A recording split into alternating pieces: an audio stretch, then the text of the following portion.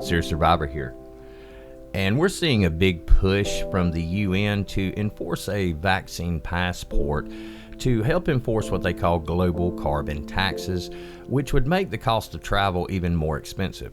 Now, we see passports being enacted on a lot of major airlines, and we see the talk, and we hear the talk, I should say, of passports being enacted throughout the world. But before we get started, a quick word from our sponsors. Now, tapering's a word being used a lot right now, isn't it?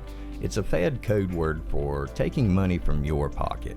Janet Yellen predicted we would never witness a new financial crisis, but the Fed owes over $30 trillion. Stop your money from being taken by creating a precious metal IRA or 401k with Noble Gold. They're giving away a free 5-ounce solid silver America the Beautiful bullion coin with each qualifying plan you start this month as a thank you. Call 877-646-5347 or visit noblegoldinvestments.com. The World Economic Forum, which hosts the Davos Group meetings, claims that a worldwide vaccine passport would lead to a harmonization of varying national laws, a necessary step to enforcing a global carbon tax. And that's a key quote, harmonization of varying national laws. So basically taking the national laws that are on record for each company and trying to harmonize them or bring them together into basically one set of rules, one set of laws, one set of regulations. We've already seen the Biden regime working with other countries to collude on an agreed upon minimum 15% corporate tax rate across the world. So the harmonization is not unheard of when it comes to a global tax.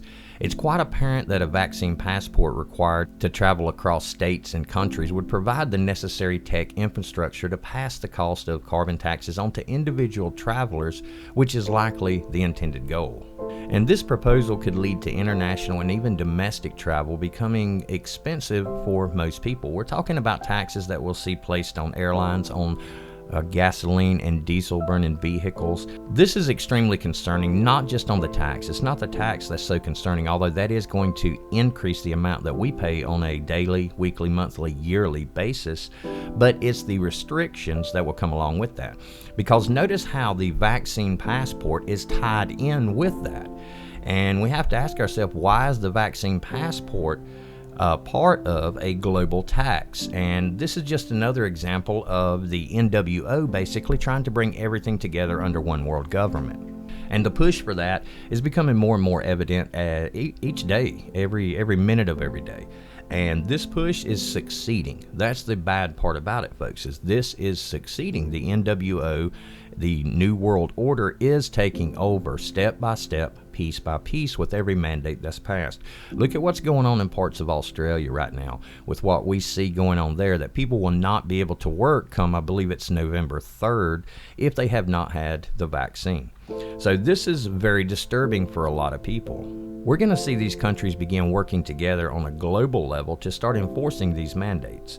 And this enforcement, I guess it remains to be seen everything that will take place to help enforce this. But we do see and hear about our jobs being at risk, our freedom of movement being at risk. And then we've heard talk from the Department of Justice that people who are against certain treatments are thought of now as domestic terrorists, and they're making a push to put domestic terrorists on the no-fly list, which, no terrorist should be able to fly. I agree with that. But when you're grouping in people who disagree with a school board meeting, disagree with the curriculum in schools, and disagree with a certain treatment, and labeling them as terrorists, well, anyone on the no-fly list is also going to be red flagged when they attempt to buy a firearm. So we can see how all this is intertwined in together. But I want to talk about something even more concerning, or just as concerning, that's coming right here in front of us as we speak. And that's the mandates we've seen on police officers throughout the nation. There are several cities in which that mandate for them to provide vaccination status is due today, or they lose their jobs. And we're talking a large portion of some of these larger cities' police officers. And Chicago, for example, they want the officers to upload their vaccination status into a portal online. And those who have been vaccinated will, I guess, continue to work as normal. And those who have not will have to have a test twice a week at their own expense. And I encourage you to look this up and research it for yourself, because these are just the basics of it. This is just a short outline of it. But let's think about what's happening. law enforcement is at an all-time low, and what I mean by that is personnel-wise. People are quitting, people are taking early retirement, people are getting fired because of their status. And cities, our large cities, have seen such an uptick, a rise in crime lately, that this is really disturbing, because that trend is only going to increase as time goes by if there are less law enforcement officers on the street. So what happens when the cities become too dangerous? What happens when the remaining law enforcement officers can't control what's going on in the cities? Well, that's the real concern there. Who's going to come in to help them? Are they going to hire more police officers? And, right now, I don't think there's a lot of people waiting in line to become a police officer. So they're going to have a difficult time doing that. The question is, will this be a door to allow peacekeepers from groups such as the UN to come in and assist America in getting our cities back under control? And that's the purpose of this video. I want it to be thought-provoking. I want you to think about what happens when they make the announcement that UN peacekeepers will quite possibly be coming to assist our local authorities.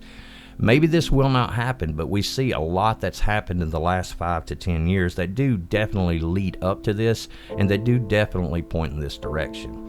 So I just wanted to touch base on those and get everybody thinking about that, because this seems to be a very realistic scenario that we're facing, and that could be seeing blue hats on our own soil or other troops from other countries. Now, there's also the issue that martial law could be implemented, that the National Guard could be called to some of these cities if the things get out of hand because of the lack of law enforcement. So we are in for a dark winter, and the NWO is shaping the world the way they want it to be, and they're moving it one step closer with each day that passes. And as individuals, it's really hard for us to make a difference in that, but working together, we possibly can. And I just wanted to touch on those to get everybody thinking. Leave in the comments below what you think is going to happen this winter, because this winter is, in my opinion, is going to be devastating for a lot of people. We already see that. And a lot of people are going to lose their jobs. They're going to be homeless at the worst time of the year. And this is really concerning to me, and it should be concerning to all of us. Well, thanks a lot for listening. God bless. And for now, Serious Survivor out.